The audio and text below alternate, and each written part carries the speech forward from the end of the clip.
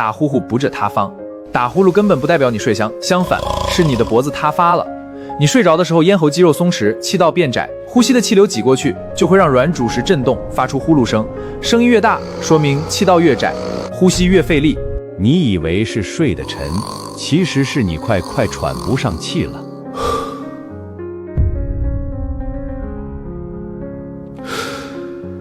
别再跟他说睡得好香，他正在塌发。